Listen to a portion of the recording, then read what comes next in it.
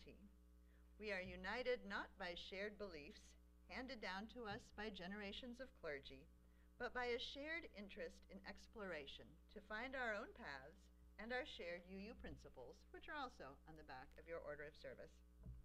We are committed to service, spiritual growth, and caring fellowship. We come here to listen, to learn, and to interact and be changed by this experience. Announcements are in your order of service as well, and the e-news every Friday. I hope you'll take a moment to look through them, stay up to date. We do have a couple of interesting things. If you're interested in learning more about UUs, Ruth is having a class coming up. And we have a special second hour on the last Sunday of this month, where it's not really a congregational meeting where we have lots of business and voting. It's more like a town hall where we're going to get a little update on the reopening and revitalizing of the fellowship. We're going to break into groups and have some discussion of how we see our future. So I hope you'll be able to come for that. After the service, we have a brief time for refreshments and conversation, and then second hour discussion groups, also listed in your order of service, where everyone is invited. So I hope you'll find something of interest. And now the prelude prepares us for the service.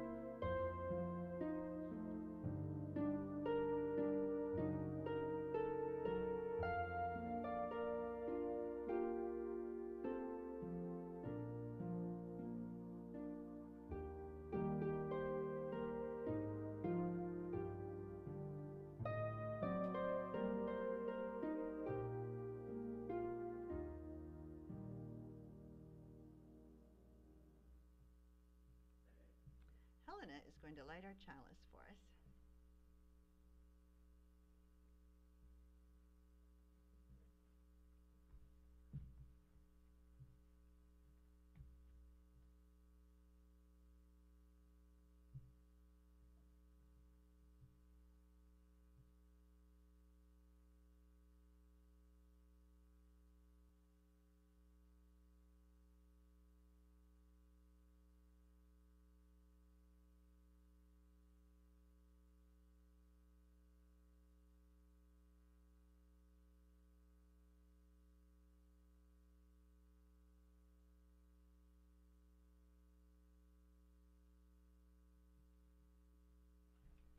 We are going to pretend that it's lit. There's a virtual chalice. We've had a few challenges this morning. No problem. Our words are adapted from Determined Seed by Laura Wallace. As frozen earth holds the determined seed, this sacred space holds our weariness, our worry, our laughter, and our celebration. Let us bring seed and soil into the nurturing light of love. As the seedling grows and turns to face the sun, let us examine our own path, adjust as needed, and grow together in the warmth of community. Please stand as you're able for our opening hymn, Gather the Spirit. It's in the regular gray hymnal, number 347.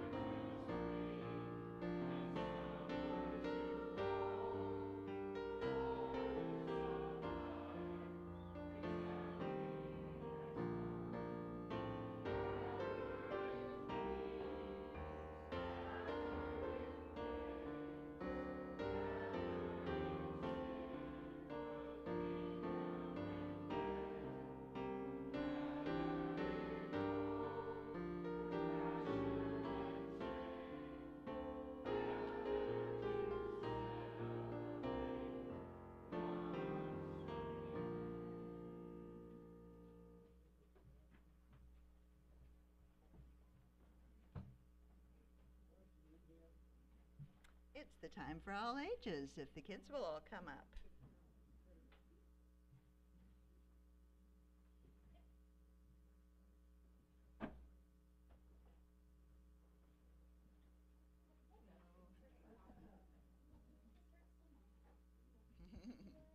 Hi. That works too. That's a good plan. Hello, hello. So I want you to think of your life as being like taking a walk. You start somewhere and you end somewhere, right? Sometimes it's really simple, like my necklace. It just goes round and round. You can't get lost. You can't make a wrong turn. You can't get stuck anywhere. You know where you're going to end up. But life isn't really like that, is it?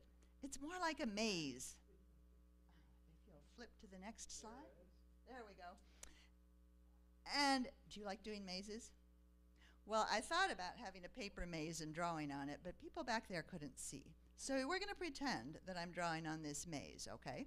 I took my red marker. If you'll flip to the next one, Rose. And I started off, and it was not very long before I got stuck. So, what to do? You probably have some ideas. I could throw it up and just give up, right? But I would never get to the end. I don't know, do you think a red marker was really the best tool to use to work a maze? What should I have used? Pencil. Why? Why? I can erase and start over. So, if you'll flip it, Rose, I started over. We're going to pretend that black is my pencil. And I got a whole lot farther, but I've come to a path. I don't know which way to turn.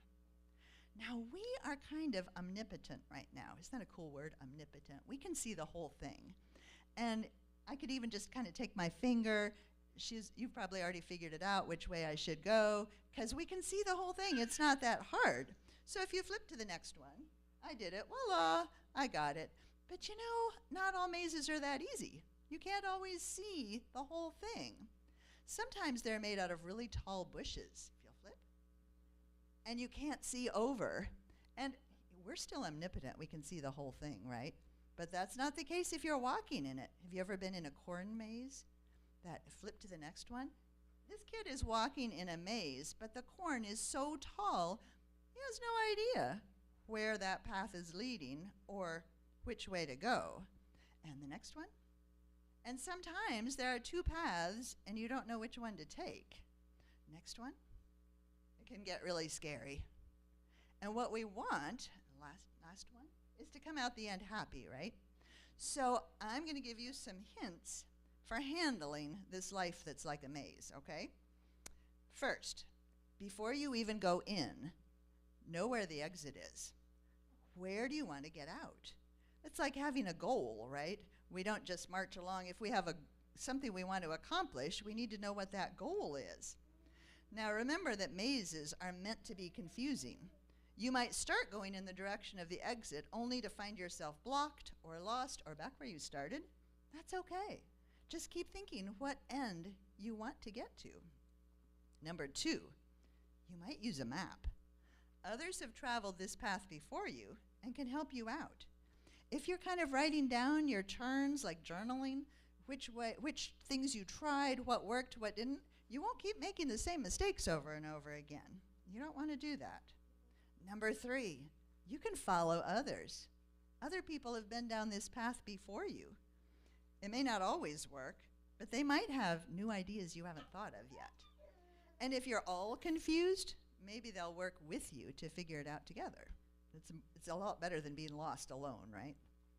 Number 4, stay calm. It's easy to get panicked when you feel lost, when things are going wrong in your life. Take a deep breath, count to 10, close your eyes. Try to regroup before you start again. And as a last result, number 5, do like Evie and yell. Maybe nobody knows you're lost. Maybe nobody knows you need help. And sometimes you just have to shout and yell and say, hey, help, so that people will come and help get you on the right path again. Or you could just maybe You know, you could. And that might be one of those ideas that you hadn't tried yet. You never know. So picture your goals in life And don't let life's crazy maze get you down. You can do it. Thanks for listening. How do you put a coin in the short?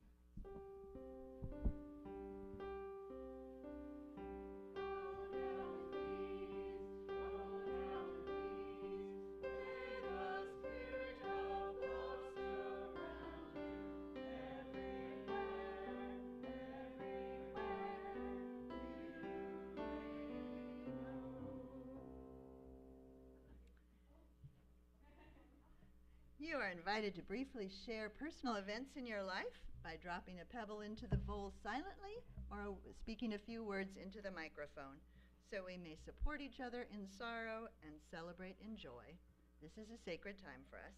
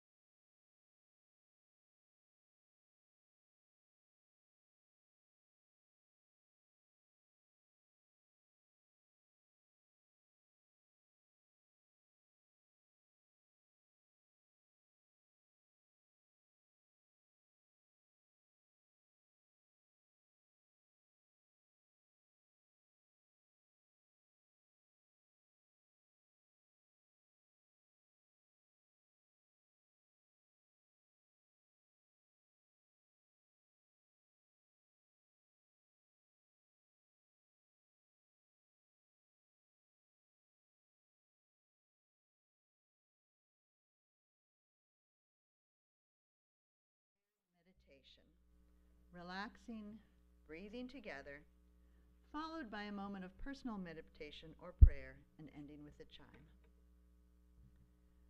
Breathing in, I am aware of my pain.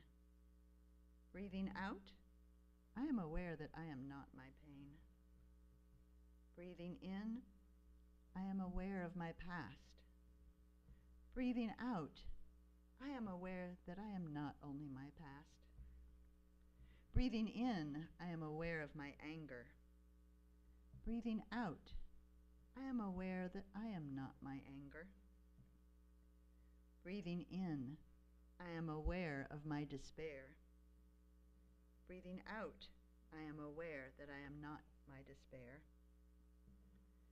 Breathing in, I am aware of peace. Breathing out, I am aware that I am worthy of peace. Breathing in, I am aware of love. Breathing out, I am aware that I am worthy of love. Breathing in, I am aware of joy. Breathing out, I am aware that I am an agent of joy. Breathing in, I am aware of hope. Breathing out, I am aware that I am an agent of hope. I am aware.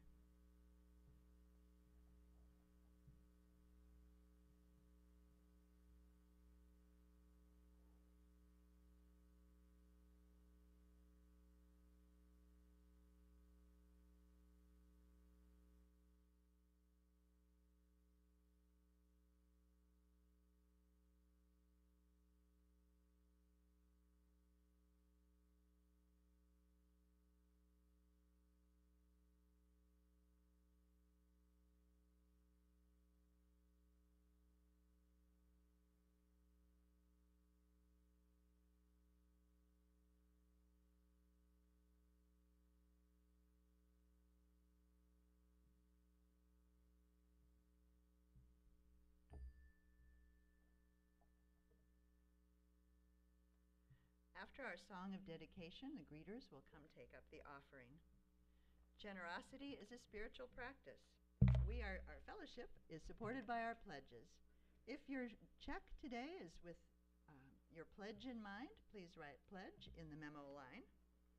And we also have a tradition we call Share the Plate, where all undesignated checks and cash with Share the Plate or STP in the memo line are split equally with a local charity.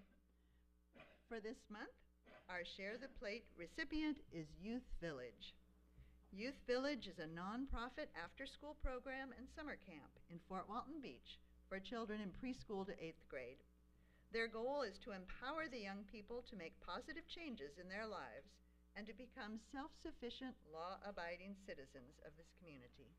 Please be generous.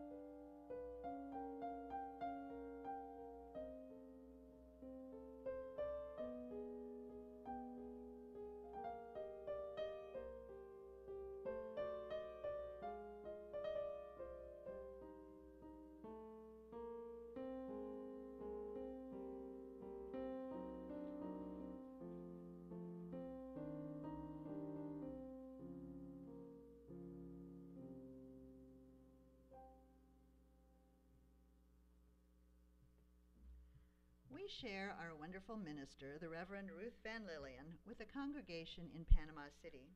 Our sermon today was recorded there. It's entitled Brave, Bold, and Brilliant.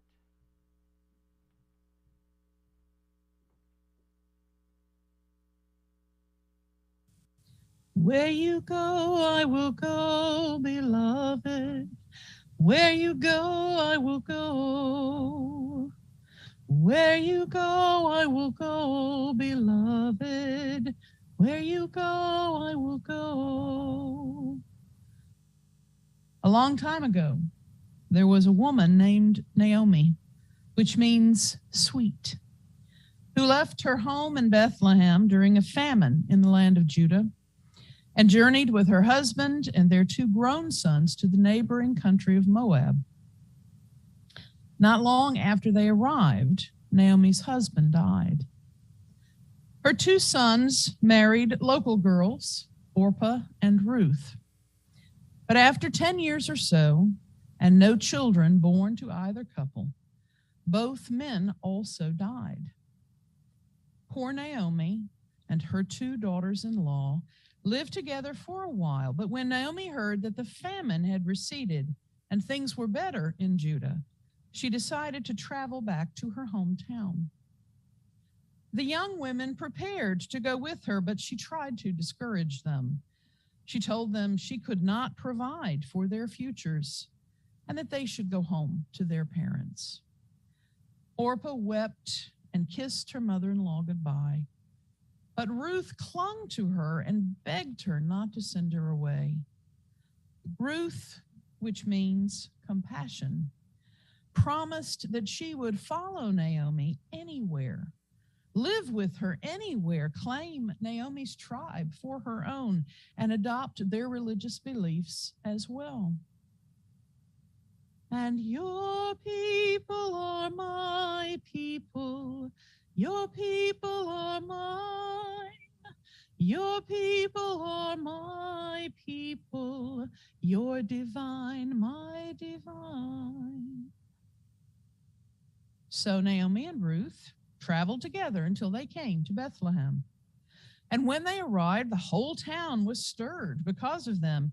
And the women said, "Is this Naomi?" She said to them, "Do not call me Naomi.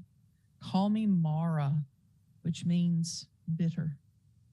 For the Almighty has dealt very bitterly with me. I went away full, and the Lord has brought me back empty. Why call me Naomi when the Almighty has brought calamity upon me? Poor Naomi.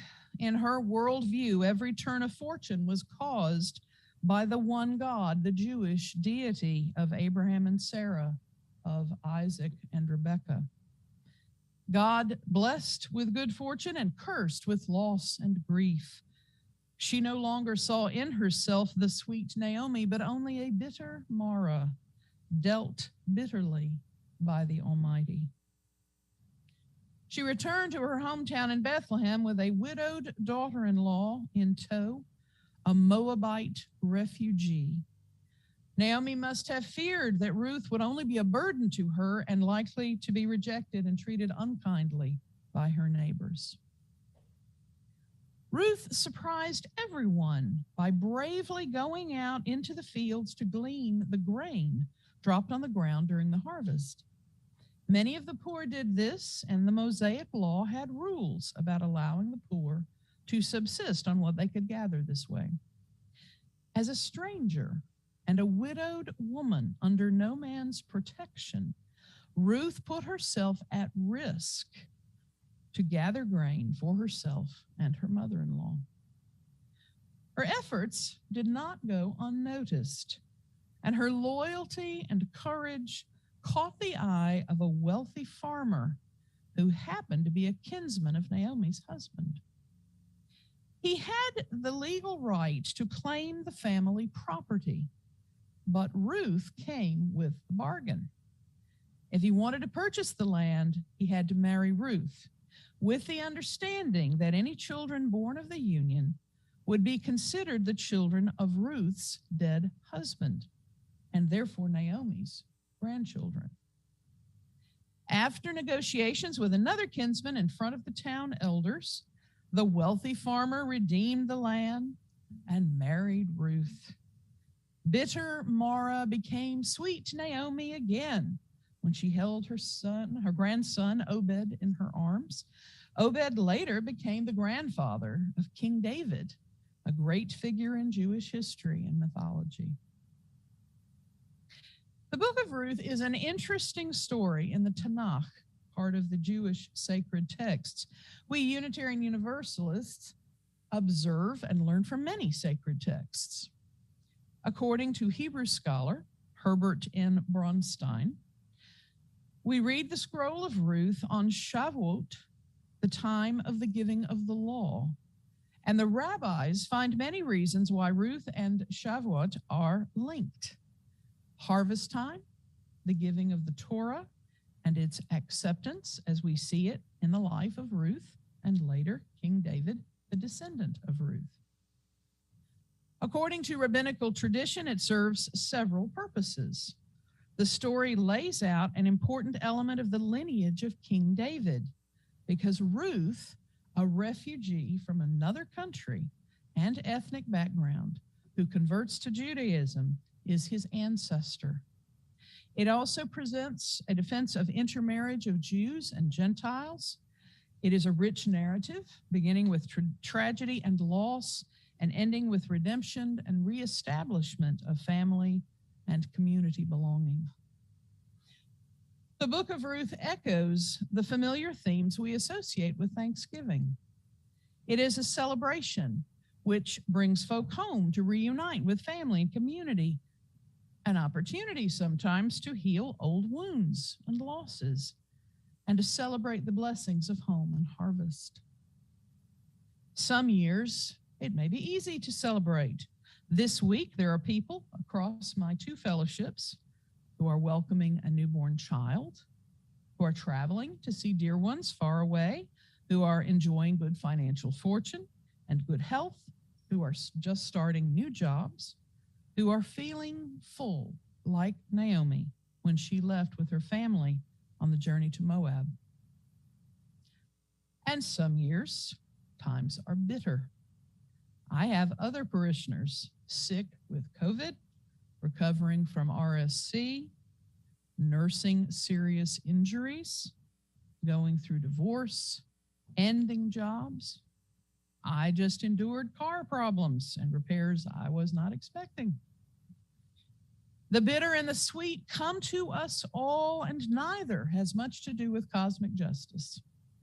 Both theists and non-theists cry out to the universe, "Why me? What have I done to deserve this?" We echo Naomi's conviction that somebody up there doesn't like me. My life was full, and now it is empty. We have only to think back to the before times, as some people call the period prior to 2020. We've wanted so badly for the COVID pandemic to come to an end that we've almost convinced ourselves that it's over. We continue to be surprised that there's so many problems caused and exacerbated by COVID. What?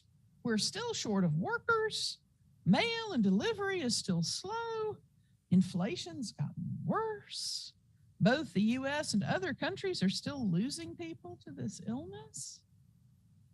The entanglement of this crisis with our local and national economy, with this exceedingly contentious political climate, and the election season just passed, almost, with an ongoing national movement demanding an end to racial injustice and white supremacy, with record numbers of natural disasters, hurricanes, fires, floods,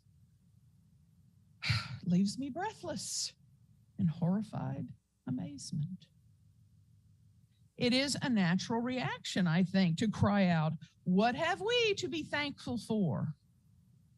I mean, this sounds like descriptions of the end of the world in apocalyptic literature, doesn't it?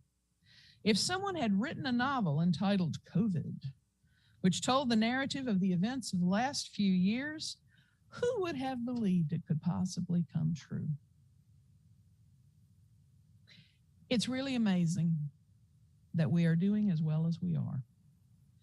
You, my parishioners, have held on to your strength, your determination, your sanity, your dignity, and yes, your hopefulness in spite of it all.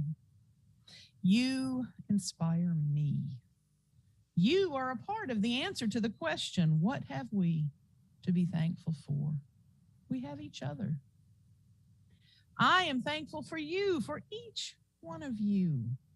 I am thankful for how you continue to volunteer and serve this fellowship and this community. I am thankful that so many of you participated in the democratic process and voted in the recent election. Y'all are really a remarkable group of Unitarian Universalists, and I am honored and grateful to serve as your minister. Right now, it may feel like we have to dig deep for a sense of gratitude. We may be living amidst the dualities of the bitter and the sweet, but at the end of the day, I find a sense of profound thankfulness bubbling up inside of me when I think of this fellowship and how lucky I am that we found each other. No matter what the future holds, I will always be grateful for our time together. And your people are my people. Your people are mine. Your people are my people. You're divine, my divine. It's okay if you're having a little trouble feeling thankful this season. You may need to spend some time with other thoughts and feelings right now. Just don't give up on finding the good, the sweetness in your life. If you can see good in there somewhere, you can find a sense of appreciation, which will give you some inner peace. You don't owe anyone your gratitude. We do not shame folks into thankfulness, and I preach no shoulds about feeling grateful. We feel what we feel. I am merely hoping that in the midst of the bitter, there will be sweet also for each of you, and for those who are in a space to be aware of that sweetness and to feel thankful for it. In that moment, may you be blessed with the fullness of Naomi and Ruth. Amen. Shalom. Blessed be. Where you Speaking of mazes, twists, and turns, that was not actually the sermon we were expecting to hear today. However, it amazingly worked rather well. It had journeys and adversity and finding your own path. So, worked. We have a responsive reading adapted from James Campbell called The Hero Path. I will begin if you will read the italics. We have not even to risk the adventure alone.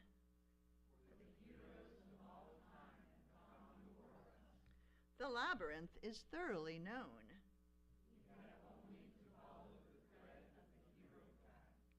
And where we had thought to find an abomination, where we had thought to travel outward, where we had thought to be alone,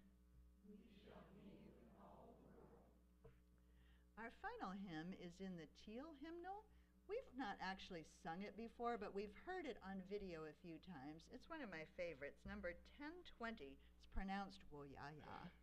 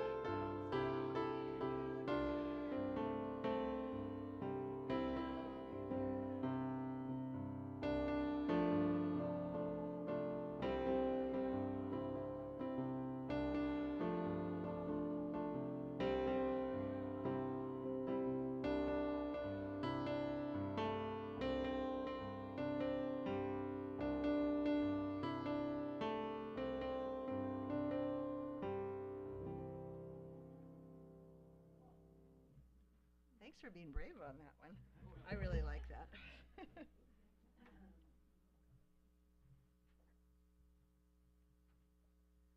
There are miles behind you and many more miles ahead. As you journey on toward wholeness, may all that is good and true light your way. May the joy of love lighten every step, and the miracle of life be ever in your sight. Please stay seated for the postlude.